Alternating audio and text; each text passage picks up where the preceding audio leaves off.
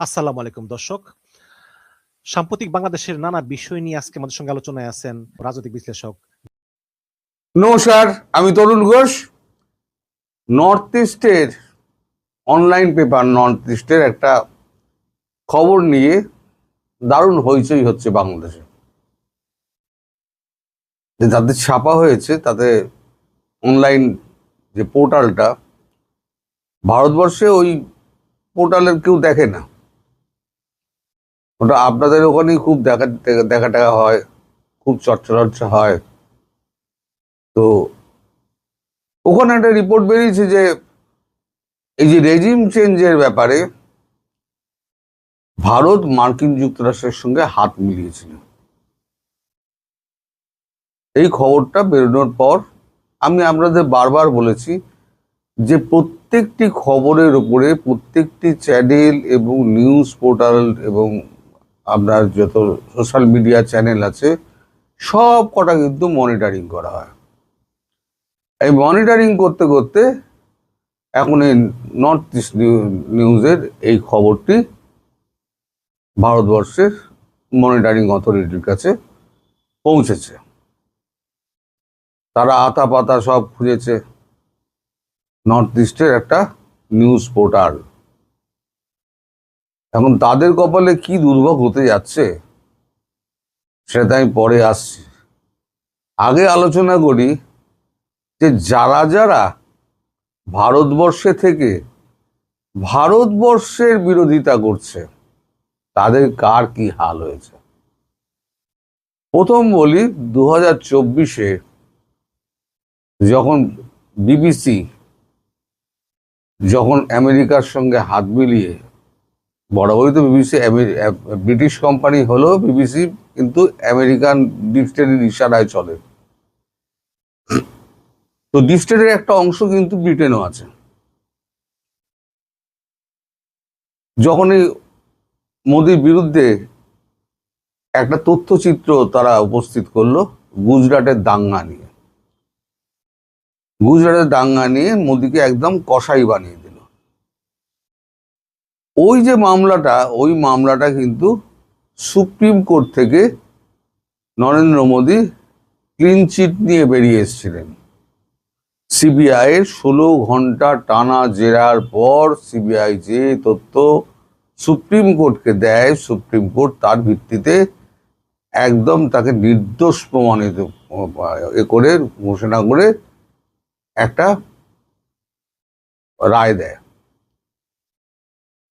তারপর সুযোগ মতো বিবিসির দপ্তরে আয়কর হানা, তারপরে নানান রকম ঝামেলা ঝঞ্ঝাট যত আছে, বিবিসি কিছুদিনের জন্য দরজাই বন্ধ করে দিল। দিল্লির দরজা বিবিসি বন্ধ করে দিল। তারপর আবার অনেক অনুরোধ উপরোধ করার পর তারপরে আবার দরজা খোলা হলো। আমাদের দেশীয় চ্যানেলগুলো যেগুলো আছে, ধরুন এই রবিশ কুমার, আমি বিভিন্ন সাংবাদিকের নাম বলছি, নাম করে করে বলছি, রবিশ কুমার, বরখা দত্ত, চৌধুরী, আপনার ওর নামটা ভুলে গেলাম, প্রথম নামটা সুধীর চৌধুরী, এরকম আরো অনেকে, তাদের লাইফ বরবাদ হয়ে গিয়েছে। বরবাদ মানে একদম বরবাদ হয়ে গিয়েছে। সুধীর চৌধুরী এক সময়তে জি নিউজে 9টার সময় একটা প্রোগ্রাম করতেন, প্রচুর দর্শক হতো। তেমনি রবিশ কুমার, তারও একই অবস্থা, বরখা দত্তেরও একই অবস্থা। তার থেকেও বড় ঘটনা, এনডিটিভি যিনি তৈরি করেছেন, প্রথম যিনি বানিয়েছিলেন এনডিটিভি, তার নাম হচ্ছে প্রণয় রায়। আপনারা সবাই শুনেছেন। প্রণয় রায় ছিলেন কংগ্রেসের লোক। কংগ্রেসের হয়ে প্রচার করতে গিয়ে প্রণয় রায়ের কি হলো, একদম প্রণয় রায়ের কোম্পানি, প্রণয় রায়ের হাতছাড়া হয়ে গেল। যিনি সিইও এবং মালিক ছিলেন ওই কোম্পানির, তিনি হয়ে গেলেন কোম্পানির বাইরে এবং মুকেশ আম্বানি বা ওই আপনার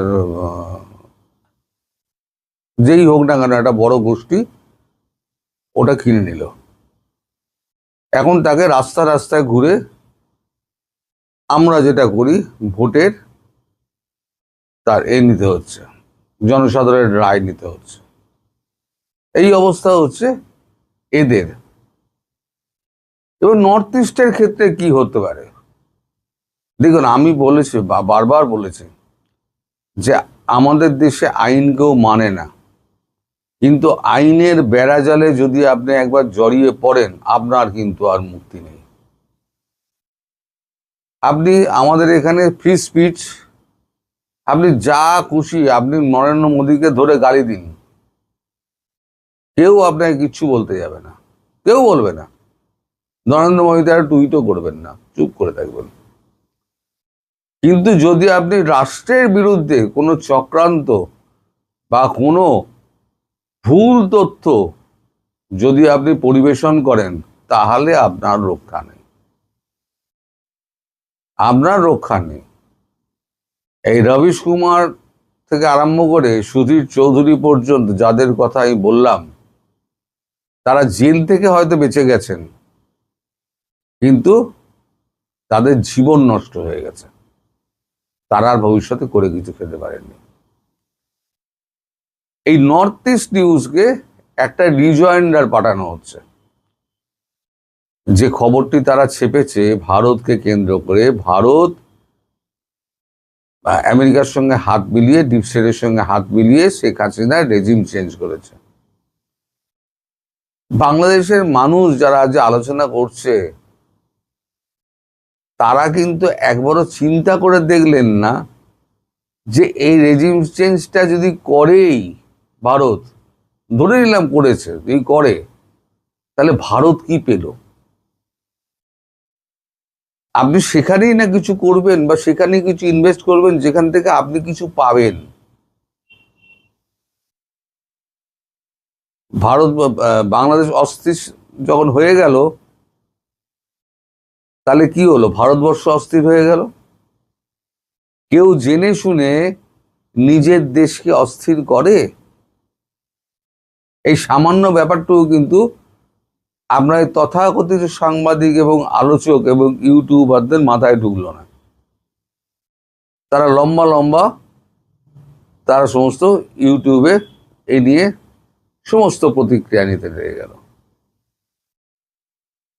যিনি করেছেন তিনি এর আগেও একটা রিপোর্ট করেছিলেন যে আওয়ামী লীগের এক নামী নেতার নাম করে একটা রিপোর্ট করেছিলেন। তারপর ফজলুর বাড়ি তার সঙ্গে একটা ইন্টারভিউতে ফজলুর বাড়ি যখন তাকে চেপে ধরেছেন যে আপনি ওনার সঙ্গে কথা বলেছিলেন, আপনি যে এইভাবে ওনাকে আপনি যে কাঠগড়ায় তুলে দিলেন, আপনি কথা বলেছিলেন, শেষে উনি বললেন না আমি কথা বলিনি। যিনি করেছেন তিনি, আমি নাম করছি না কারণ আমি আর শত্রুতা বাড়াতে চাই না। এমনি আমার প্রতি একটা অংশের মানুষের এত ঘৃণা আছে সেটা আমি কমেন্ট দেখলে বুঝতে পারি। তারা এই রিপোর্টটায় কিন্তু গুজব বললেন না, অথচ আমি যখন ওই 3 এপ্রিল যখন আমি বলেছিলাম 128 কোটি টাকায় শিশুদের টিকা বেঁচেছে আর 62 বিলিয়নে দেশ বেঁচেছে ইউনুস, সেই রিপোর্টটা দেখেছিল মাত্র 27,000 মানুষ। জানি এখন আপনাদের মানে কারেন্ট অবস্থা খারাপ, ভিউজ কমে যাচ্ছে, ঠিক আছে, কিন্তু সেখানেও আপনারা দেখবেন, আপনারা খুঁজে দেখবেন 3 এপ্রিল 2025, 1.5 মাস আগে, যেটা এখন আপনাদের আলোচনা হচ্ছে, এখন ইউনুস দেশ বেঁচেছে। আমি যেগুলো বলেছিলাম সেগুলোই কিন্তু হচ্ছে। আমি বলেছিলাম যে ইউনুস একদিন ওই কাঠগড়ায় উঠবে, ওই ফাঁসির দড়ি ইউনূসের গলায় চড়বে।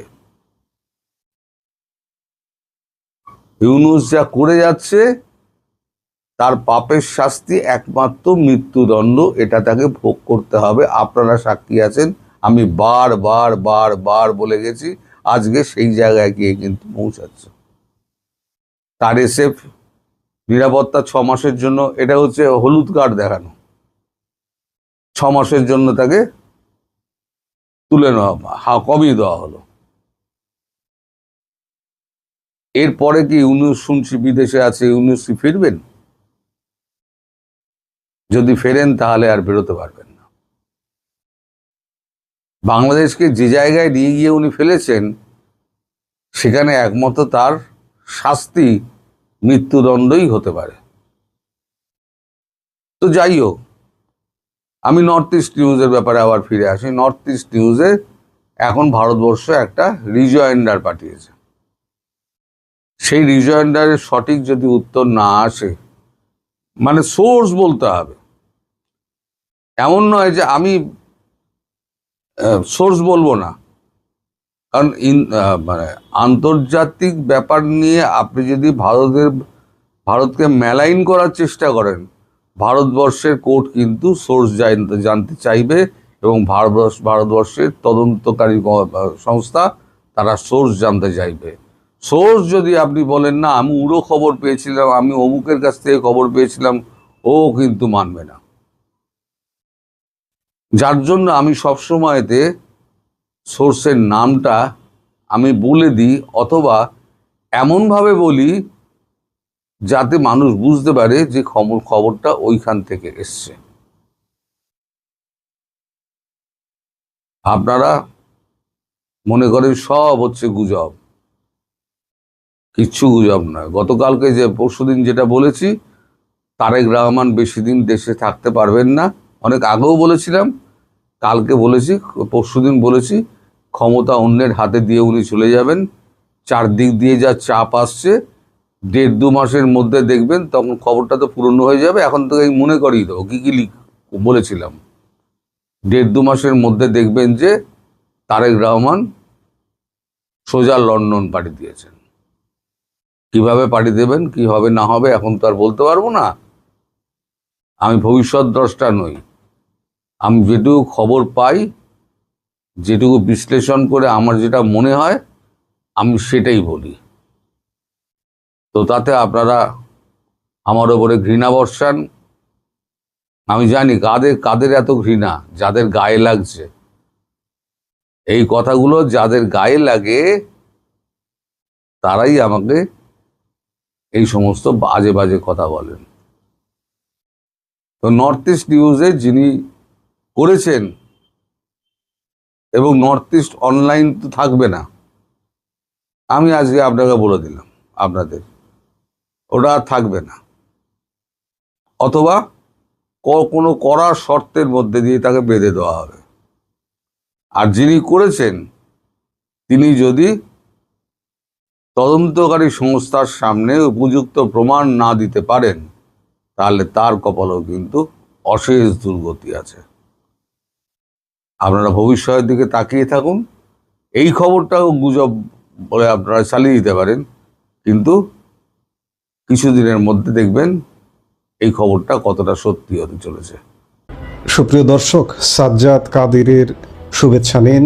এই মুহূর্তে আপনাদের সামনে কথা বলতে এসে কেন শেখ হাসিনায় জ্বালানি নিরাপত্তায় এক অনন্য সুরকার, আজকে প্রসঙ্গটি নিয়ে কথা বলবার বা অবতারণা করবার প্রধানতম কারণ, বাংলাদেশের জ্বালানি ইতিহাসে, শুধু জ্বালানি ইতিহাসে নয়, পারমাণবিক ক্লাবে বাংলাদেশের অনুপ্রবেশের আজ এক মাইল ফলক। আপনারা জানেন, রূপপুরে স্থাপিত শেখ হাসিনা সরকারের রূপপুর পারমাণবিক বিদ্যুৎ কেন্দ্রে আজকে সেখানে প্রথম জ্বালানি লোড হচ্ছে। এই জ্বালানি লোডের পরে আমরা আগামী জুন নাগাদ এখান থেকে আমাদের জাতীয় গ্রিডে বিদ্যুৎ পাব। নিঃসন্দেহে এটি একটি মাইল ফলক বাংলাদেশের জ্বালানি নিরাপত্তায়। আর এই মাইল ফলক স্থাপন করেছেন বাংলাদেশের অবিসংবিদিত নেতা শেখ হাসিনা। এবং আমরা বলছি শেখ হাসিনাই জ্বালানি নিরাপত্তায় এক অনন্য সুরকার। কেন বলছি? শুধু কি কথার কথা বলছি পক্ষপাতিত্ব হয়ে? আমরা বলছি, আমরা কি রাজনীতি করি? আমরা সাধারণ মানুষের কণ্ঠ, সাধারণ মানুষের কণ্ঠের জায়গা থেকে যে ভালো কাজ করবে তার প্রশংসা করব। আজকে বিএনপি ক্ষমতায়, আপনি ভালো কাজ করুন, 2 বছর পরে দেখুন আমি প্রশংসা করি কিনা।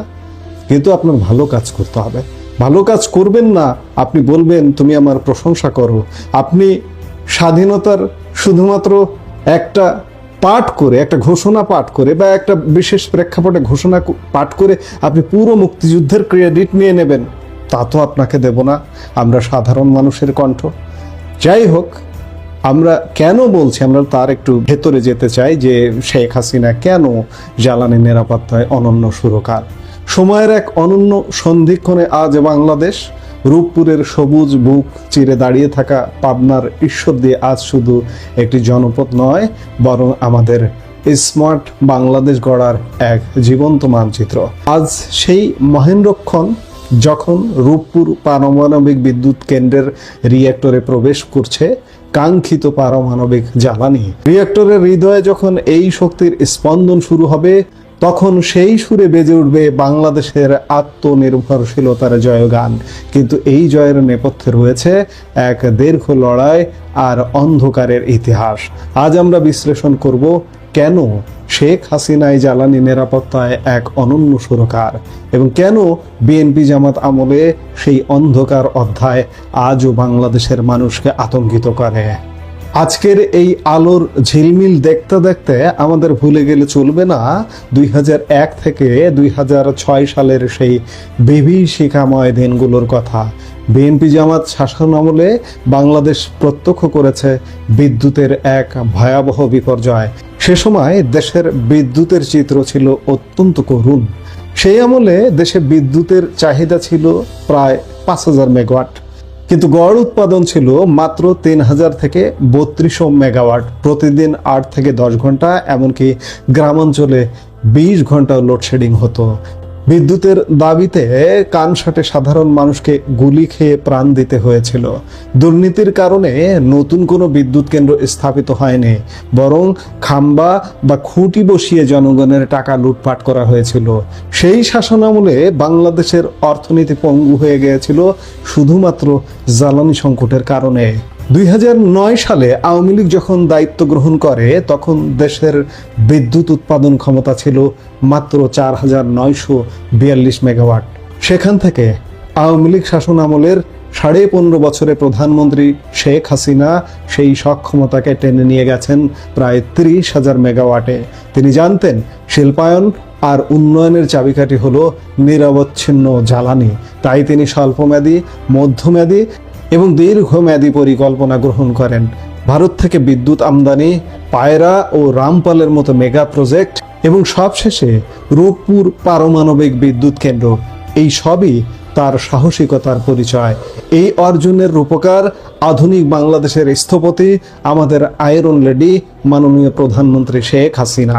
তার দূরদর্শী নেতৃত্বেই পারমাণবিক শক্তির অভিজাত ক্লাবে বাংলাদেশ আজ এক গর্বিত সদস্য। পদ্মার তীরে যে স্বপ্নের বীজ বপন করা হয়েছিল, আজ তা মহিরুহ হয়ে জ্বালানি শক্তির এক অনন্য সুর তুলছে। রূপপুর শুধু একটি বিদ্যুৎ কেন্দ্র নয়, এটি বাংলাদেশের সক্ষমতার প্রতীক। যখন এই প্রকল্পের রিঅ্যাক্টরে পারমাণবিক জ্বালানি প্রবেশ করে, তখন তা কেবল ইউরেনিয়াম নয়, বরং কোটি বাঙালির স্বপ্নকে প্রজ্বলিত করে। এটি এমন এক শক্তির উৎস যা আগামী 60 থেকে 80 বছর আমাদের নিরবিচ্ছিন্ন বিদ্যুৎ দেবে এবং কার্বন নিঃসরণ কমিয়ে পরিবেশ রক্ষা করবে। প্রতীক্ষার অবসান ঘটিয়ে জেগে উঠছে শক্তির নতুন দিগন্ত। ধন্য রূপপুর, ধন্য বাংলাদেশ। আজকে যখন রূপপুর বিদ্যুৎ উৎপাদনে যাবার এক মহেন্দ্রক্ষণে এসে, ঠিক সেই সময় সারা বাংলাদেশ এক প্রকার অন্ধকারে নিমজ্জিত। বিদ্যুতের অভাবে লোডশেডিং চলছে মফস্বল থেকে শুরু করে রাজধানীতে। যেভাবে 2001-06 আমলে রাজধানী ঢাকাতেও 12, 15, 20 ঘন্টা বিদ্যুৎ থাকতো না। আজকে বিএনপি সরকার ক্ষমতা নিয়েছে 2.5 মাস। এই 2.5 মাসে মনে হচ্ছে যেন আবার সেই রূপ ফিরে আসছে। আওয়ামী লীগ সরকার পতনের পর ডক্টর ইউনূসের দুঃশাসন পরবর্তী 2026 সালের 12 ফেব্রুয়ারি নির্বাচনে আবার সেই বিএনপি ক্ষমতায় এসে গেছে। তারা আওয়ামী লীগের রেখে যাওয়া সক্ষমতা অনুযায়ী কাজ করতে পারছে না। তবে তার কারণ কি হতে পারে? এর উত্তর লুকিয়ে আছে তাদের বিগত শাসনের ডিএনএতে। আওয়ামী লীগ যে ক্যাপাসিটি তৈরি করে গেছে তা বজায় রাখতে হলে প্রয়োজন দক্ষ ব্যবস্থা, বিশাল অঙ্কের ভর্তুকি এবং নিরবিচ্ছিন্ন জ্বালানি আমদানির চেইন। বিএনপি জামাত আমলের ইতিহাস বলে তারা উন্নয়নমুখী রাজনীতির চেয়ে লুটপাটমুখী রাজনীতিতে বেশি ব্যস্ত ছিল। যদি 2026 সালে তারা ক্ষমতায় এসেও কাজ করতে না পারে, তবে বুঝতে হবে পেশাদারিত্বের অভাব এবং কমিশন বাণিজ্যের কারণে পুরো সিস্টেমটি আবার ভেঙে পড়েছে। মানুষ আশঙ্কা করছে বিএনপি কি আবার সেই 2001-06 সালের খাম্বা রাজনীতি আর অন্ধকারের যুগে আমাদের ফিরিয়ে নিয়ে যাবে, যেখানে উৎপাদন হবে না, শুধু লোডশেডিং আর হাহাকার থাকবে।